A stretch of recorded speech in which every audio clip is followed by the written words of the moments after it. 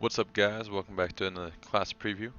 This time we're going to be going over the balance Druid and kind of seeing the overall changes that have happened during Warlords of Draenor into our Legion. Um, One main difference I want to point out before, we do work off astral power now instead of balancing back between our lunar and solar eclipses. We still have somewhat to deal with that, but it is kind of like a rage bar. It is 0 through 100 astral power, and we're going to be working off of that system. But anyways, we're going to get into it by looking over the spell book, hitting up some of the talents, then looking at this awesome new scythe as our artifact weapon. Let's get into it with the spell book. Starting off, we do have Bark Skin. Now this is a 1-minute cooldown. Your skull becomes as tough as bark, reducing all damage you take by 20% and preventing damage from delaying your spellcast for 12 seconds. This is usable while stunned, frozen, incapacitated, feared, asleep, and also usable in all shapeshift forms. So basically our main defensive cooldown, a very nice one since it can be used while stunned and under CC effects. Still have bear form, and we'll use shapeshift in bear form, granting us 200% armor, 30% stamina, and reducing the fact that we can not be polymorphed in this form. Also still have cat form, shapeshift into cat form, increases our movement speed by 30% and granting us protection from polymorph effects. Now we do have celestial alignment. It's our main DPS cooldown. Has a 3-minute cooldown. Celestial bodies align, increasing all damage of your spells by 30% and increase the astral power generated by Lunar Strike and Solar Wrath by 50%, and it does last for 15 seconds. A very nice cooldown since it does give us a base DPS increase.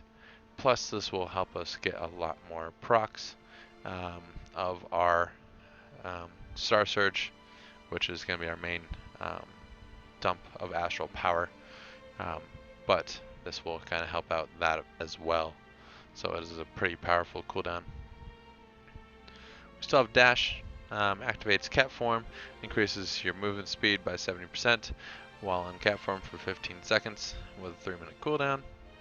Spicy Beast is a talent we'll go over later.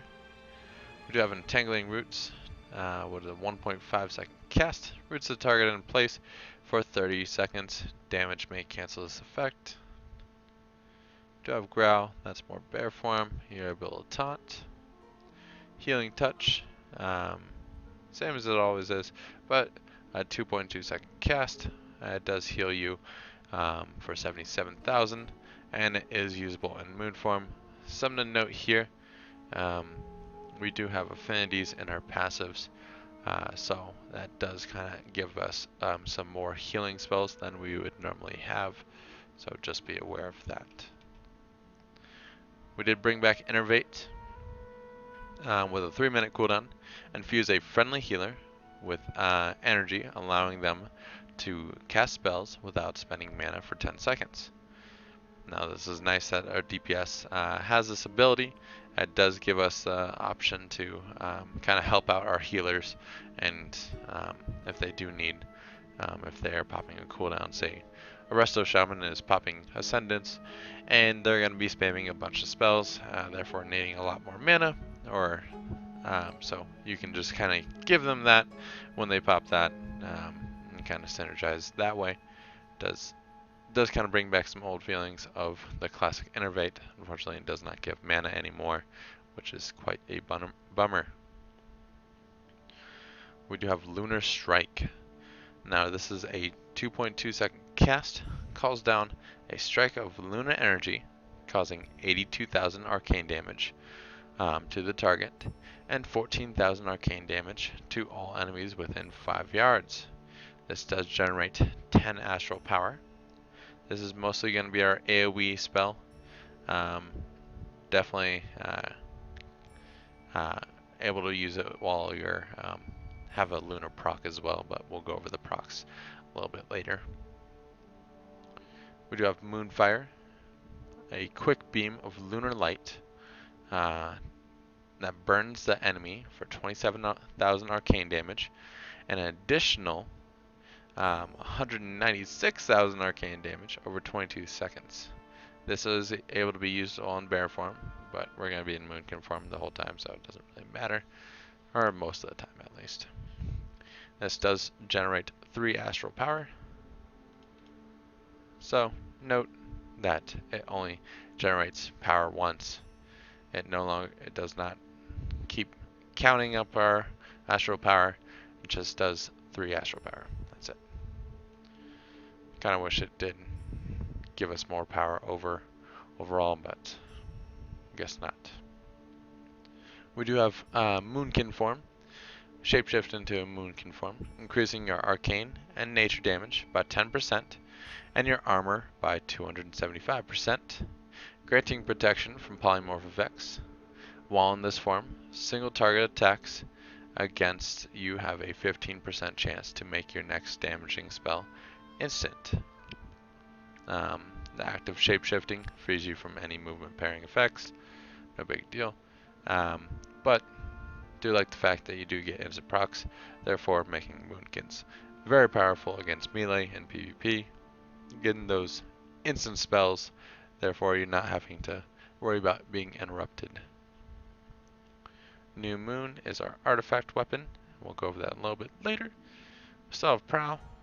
Basically activate cat form and places you in stealth until cancelled. Does have a 10-second cooldown.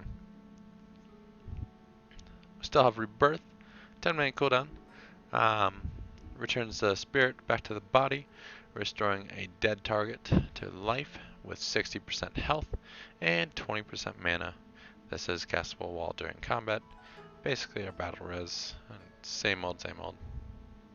We do have Regrowth, thanks to our Restoration affinity, allowing us to do some more healing spells. This does have a 57,000 mana cost. We do only have 220k mana at 110, so you can't use this that often. It does heal a target for 46,000 and another target and another 13,000 over 12 seconds. Regrowth has a 60% chance to critically strike. Nothing really new here, but it is nice that we can get a lot more healing cooldowns. We do have Rejuve still, thanks to our Restoration affinity. Heals a target for 90,000 over 15 seconds. Same old, but it does have 35,000 mana cost, so it is quite high.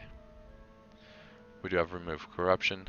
Nullifies corrupting effects on the friendly target, removing all curse and poison effects. And now this does have an 8-second cooldown, therefore allowing almost every spec in the game to have some sort of cleanse, with a few exceptions, of course, such as warriors. Warriors shouldn't be able to cleanse. We do have Revive, just our basic res. Returns the spirit back to the body, restoring a dead person back to life for 35% max health and mana. This is not usable while in combat. Now Solar Beam. This does cost mana, so just be wary of that, so we don't wonder where some of our mana went when we're trying to heal ourselves up. It does have a 1-minute cooldown. Summons a beam of solar light over our enemy target location, interrupting the target and silencing all enemies within the beam, and it does last for 8 seconds. Now it says target location. Now normally that would be you're able to move it around, but if we're targeted on something, it just casts on the target, giving us a quick cast, quick interrupt. We do have Solar Wrath as a 1.3 second cast. Hurl a ball of solar energy at the target, dealing 70,000 nature damage. This does generate 6 astral power, and therefore also it also kind of affects with our procs as well, but we're still going over that later. We still have Starfall.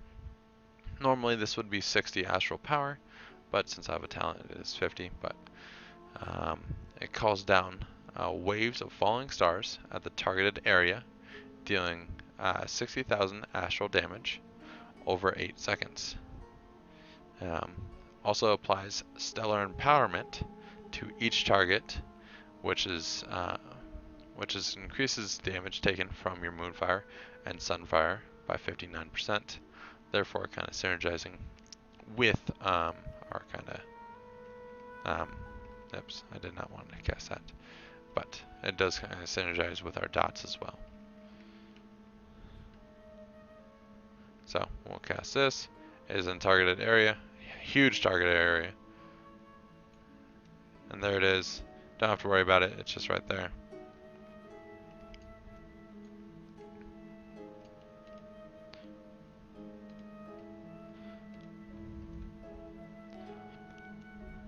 I don't know why it's still proccing.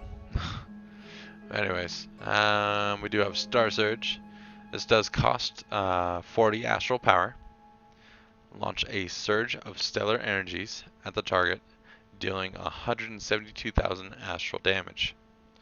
Also grants you lunar and solar empowerment, which increase your damage of your next lunar strike and solar wrath by 65%. Now this can stack up to 3 stacks. So if we do have a bunch of astral power and not been able to get to being able to cast some of the lunar strikes or solar wraths, don't worry, you do have a little grace period of 3 stacks. So if we do have a bunch of astral power, get this up real quick.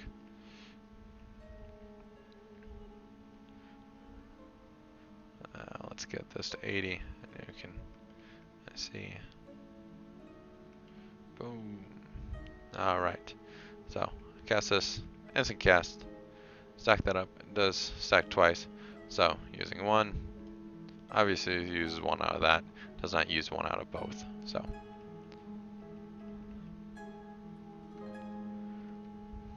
that's mostly our procs that we're going to be need to worry about, just because it does increase our damage by quite a bit. So we do want as much astral power as we can just to keep our Star Surges up.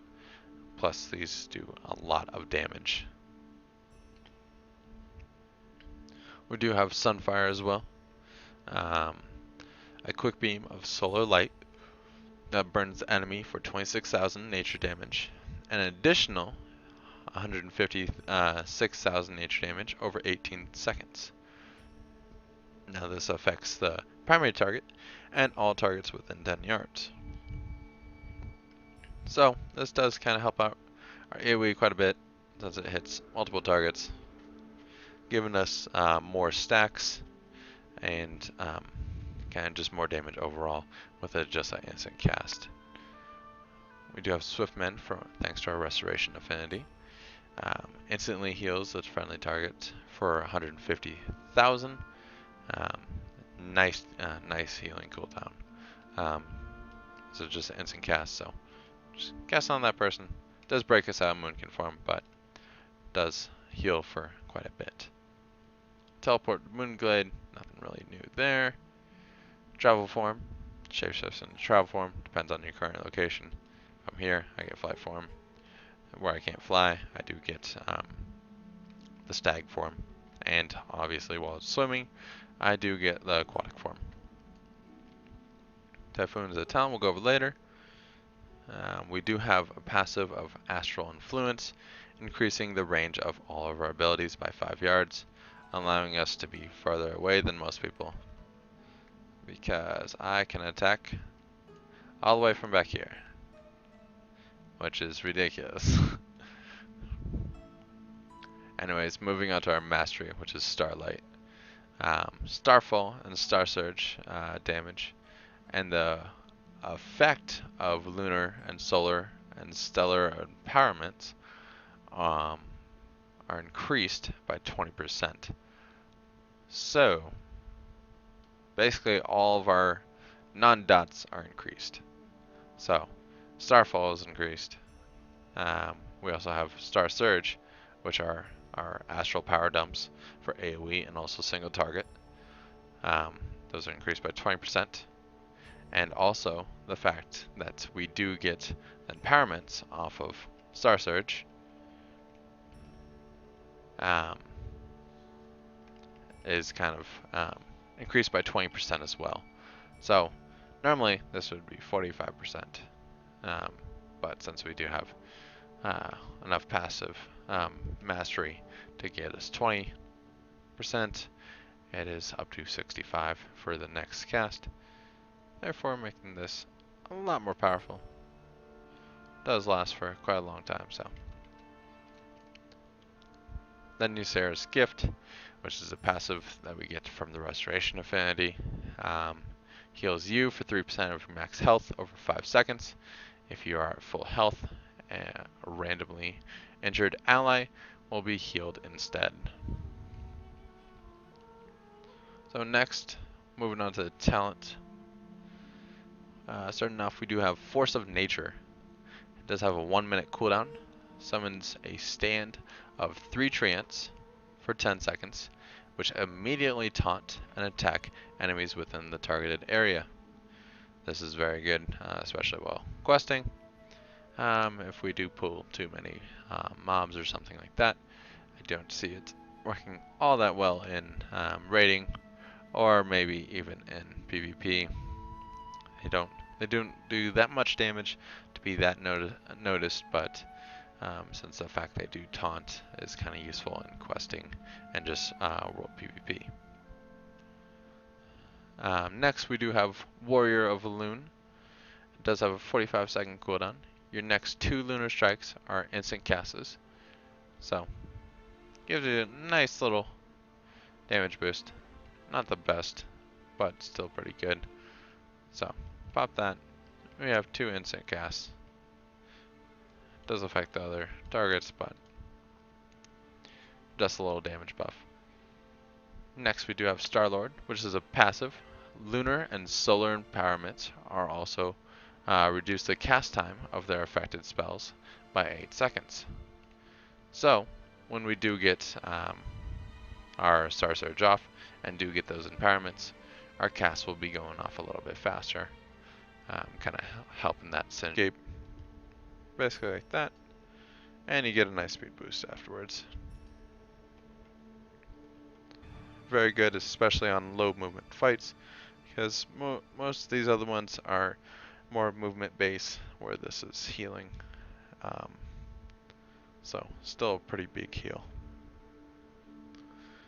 Next one is Displacer Beast, 30-second cooldown, teleports you up to 25 yards forward, activating cat form and increasing your movement speed by 50% for 4 seconds. This is pretty nice escape. Basically like that, and you get a nice speed boost afterwards. Next one is Wild Charge, 15-second cooldown. Now this changes, depends on what shapeshift form we're in. If we're just in our non-shapeshift form, we can fly to an ally's position. If we're in bear form, we can charge the enemy, immobilizing them for 4 seconds. If we are in cat form, you can leap behind the target, dazing them for 30 seconds. In moonkin form, we do bound backwards, so basically disengage. And in aquatic form, we do have a huge movement speed increase by 150% while swimming. Now moving on to the affinities. Starting off, we do have Feral Affinity. You passively gain 15% movement speed, but you also can do your normal DPS rotation as a cat form. So, not really seeing much of use for this as playing balance, but it's still there if we need it. We do have Guardian Affinity. We do have a passive of gaining Thick Hide, reducing all damage you take by 10%, which is very nice to helps out in a bunch of raids. But if we don't have a healer, a Restoration Affinity might be a little bit better. Anyways, you do get the normal rotation of a Bear Druid. So if you do have to tank for a second, you're able to. Next but not least, we do have Restoration Affinity. We already went over Seer's Gift, but basically it heals you for 3% of your max life. If you're full health, it heals someone else. But you also learn Rejuvenation, Regrowth, and Swift Mend, which are pretty powerful heals. Next up, we do have Mighty Bash. And with a 50-second cooldown, it invokes the Spirit of Ursoct, stunning the target for 5 seconds. And this is able to be used while in all shapeshift forms. Nice little stun, especially since balanced druids don't have stuns where like cats do and all that. So, but the bad thing is it is a 10-yard range. Next, we do have Mass Entanglement. 30-second cooldown, roots the target in place for 20 seconds, and spreads to additional nearby enemies. Damage may interrupt this effect. This is able to be used while in all shapeshift forms. Nice EC, especially for Sakathar fight. I know I use that reference a lot, but it is a good fight just to show you all the CC that you can put out on like a bunch of clumped up mobs coming out. Next is Typhoon. There's a 30-second cooldown. Strikes the target within 20 yards in front of you with a violent typhoon, knocking them back and dazing them for 6 seconds. This also is usable in all shapeshift forms. Very nice pushing people off cliffs, especially in PvP. On Blade's Edge Arena, you can push them off and kind of get a little advantage, especially if you need to get away or separate. Next, we do have Soul of the Forest, which is a passive. It increases the damage bonus of lunar and solar empowerment by 15%. So normally with our mastery, it would be 50 empowerment, but it is increased to 65. And it also reduces the astral power of your Starfall by 10, making this the Starfall a 50 astral power cost instead of the normal 60. Next we do have Incarnation, Chosen of Elune. This does replace our Celestial alignment, since it is going to just kind of replace our DPS cooldown, but still has a 3-minute cooldown and improved Moonkin form that increases all damage from your spells by 40% instead of the normal 30, and causes your lunar and solar wrath to generate 125% additional astral power instead of just the original 50. Therefore, you're getting a lot more off of burst fights. This does last for 30 seconds instead of the normal 15. You may need to shapeshift in and out of this. Improved Moonkin form for its duration. So, if I do need to shapeshift or displace a piece away, if I shape back in, it won't pause the 30 seconds. It'll keep going, so just be aware of that. We do have Stellar Flare. It does cost 30 astral power with a 1.3 second cast.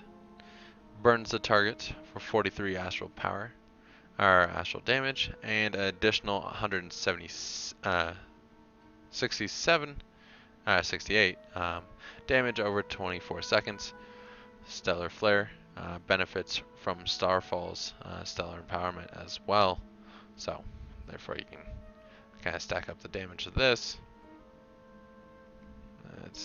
Nope, I need to change this, but anyways, I do like Soul of Force a little bit more just because you are going to be getting that empowerment quite a bit, and you kind of do rely on Star Surge quite a bit since it does cost a lot of astral power.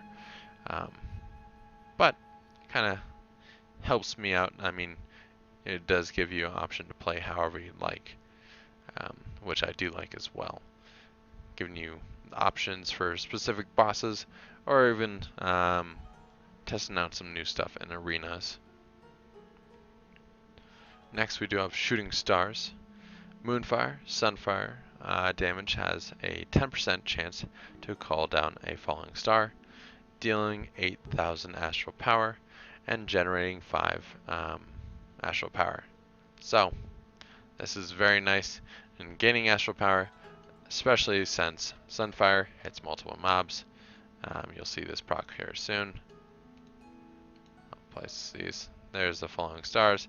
Looks like Starfall, but gives you some nice additional power overall.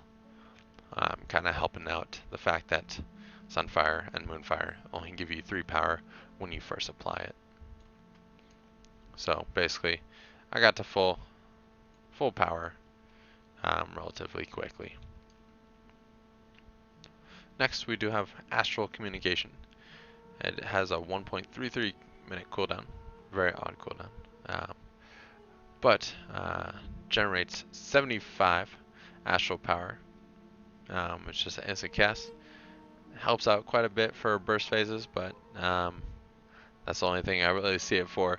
I could see this very useful for burst comps in arena, and this could be super powerful in just getting those Star Surge procs off as fast as you can. So next we do have Blessing of the Ancients. Now this is sort of a passive ability, but there's 2 parts. You gain a Blessing of the Ancients, activating or swapping between one of the 2 following beneficial effects. So the first effect is Blessing of Loon. It does increase the astral power generated by Solar Wrath and Lunar Strike by 40%. Or you can switch this and go with the Blessing of Anji, which you gain 2 astral power every 2.3 seconds. Now, normally, if you're able to stand still, I would definitely go with the Blessing of a Loon. You're just going to get so much more out of it than the Blessing of Anji. Now, where Blessing of Anji kind of prevails is if you are running a lot, especially if you're running an arena or something like that. This does benefit quite a bit in maintaining your astral power. I do think it needs to be reduced a little bit more, or gain more astral power, something like that, but still good nonetheless since it is just a passive. Moving on, we do have Fury of Loon. This does cost 6 astral power plus 12 power per second. With a 1 minute cooldown, it's an instant cast.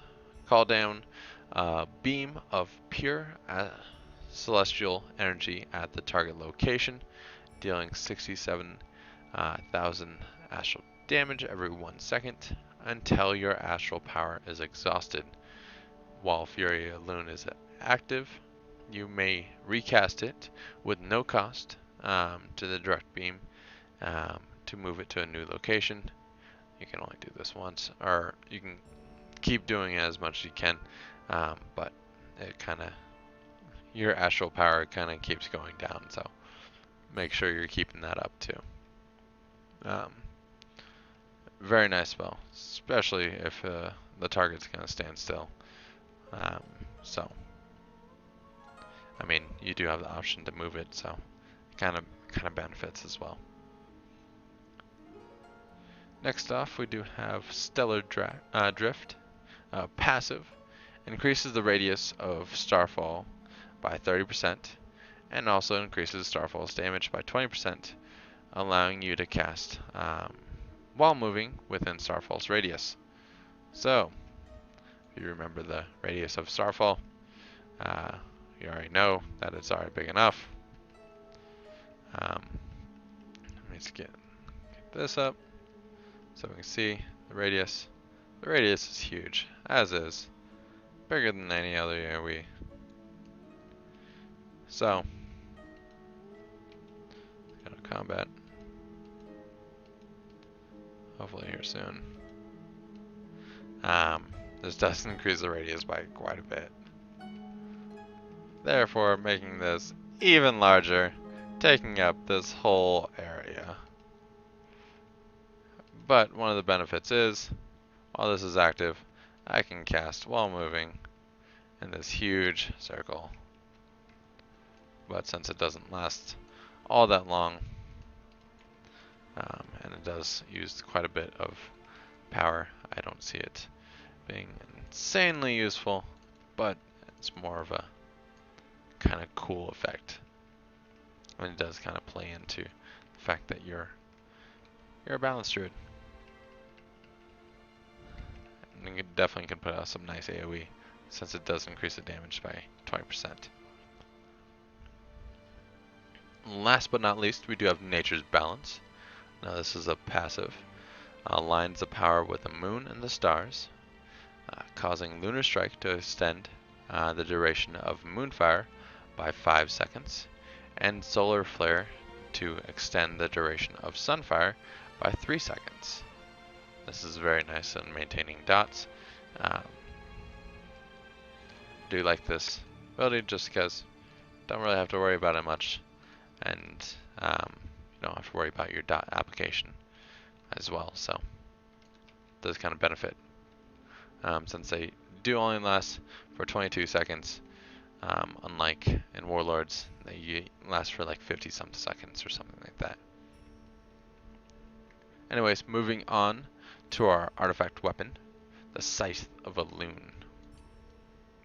The main spell that you're going to get is New Moon.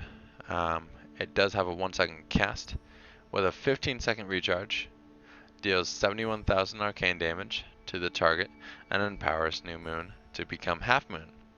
Now, New Moon generates 10 astral power. There are 3 phases to this spell. Since it does have a recharge time, I wouldn't really call it a recharge time, but anyways, so there are 3 phases. First one is New Moon. Cast that, does a little damage. It does improve the next one to Half Moon. It's a 1.8 second cast. Deals 142,000 arcane damage and empowers Half Moon to become Full Moon. This does generate 20 astral power, so basically everything is doubled. So doing Half Moon looks like that, and it does make this spell now into Full Moon. Now this is a longer cast time of 2.7 seconds. Deals 248,000 arcane damage to the target and all enemies within near the target. This does reset Full Moon to becoming all the way back down to New Moon, but this spell also generates 40 astral power, so it basically doubles all the way up, and it does look like a very cool animation of a moon crashing down. Awesome animation, plus does some major damage. But say I cast that, the New Moon, and it will constantly stay Half Moon even if I leave combat. So it still doesn't shift. So it can fit anywhere in your rotation. I would try to make sure that something is always recharging. Therefore, making sure that you're not losing out on that that huge full moon damage. And here we are. Kaboom! A very cool spell effect. But we do have some passives that work off of this as well that kind of enhance our gameplay, such as Echoing Stars. Each time Starfire does damage, it also damages a nearby enemy for 2,000 astral damage, therefore even further increasing our AoE damage. Kind of nice. Not really sure that it fully fits in. I guess if stars do fall down, I would imagine it to splash a little damage. But um, anyways, power of Goldrin is another passive we have. Star Surge has a chance to summon a Spirit of Goldrin, which immediately deals 94,000 arcane damage to the target. This definitely helps out our single target damage. Plus, it free 94k. I'll take it. Shoot. Last but not least, we do have Moon and Stars. During Celestial Alignment, each harmful spell you cast grants 3% haste, and this is able to be stacked. So, kind of power this up, see if we can see that 94k spell off a Star Surge.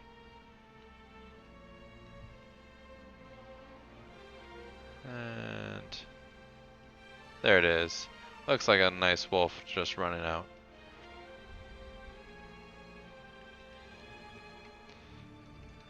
Throw in some of the moons.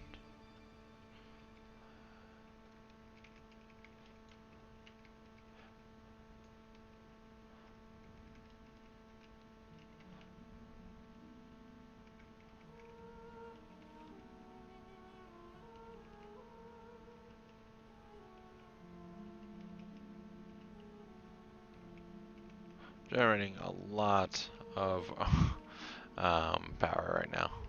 So, kind of interesting rotation. It's a lot faster than most of the rotations in Legion, since a bunch of the buttons have been kind of taken away.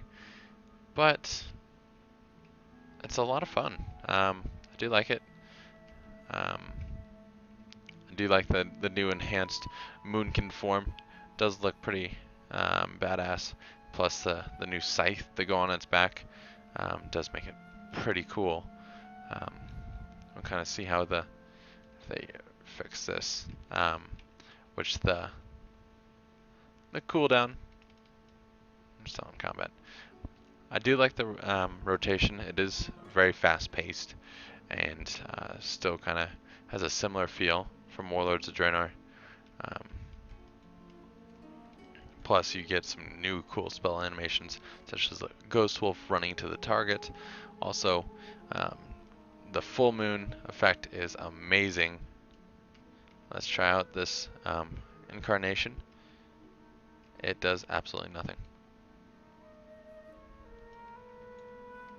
Anyways, it's still pretty cool. I do like the fact that you're still applying dots. That some of the passives allow you to get astral power off your dots, therefore not making them completely useless. They do have quite a high damage, but they do need to benefit from something else, such as shooting stars, in my opinion. Overall, a nice spec. I do like this since it is more fast-paced than most other specs. Keeps me engaged, keeps me looking at all my procs, seeing what's new, what I have to press instead.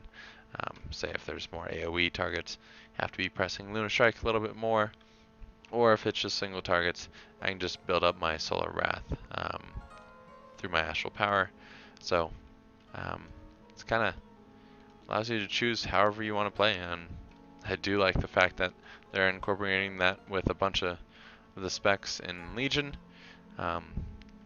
Getting really amped up about it with the August 30th release date. It can't come any sooner. But anyways, overall, a very nice spec. Do like the animations. Do like the spec in general. And it does have a nice flow to it. A nice balance, if you would say. Okay, don't worry, I'll stop.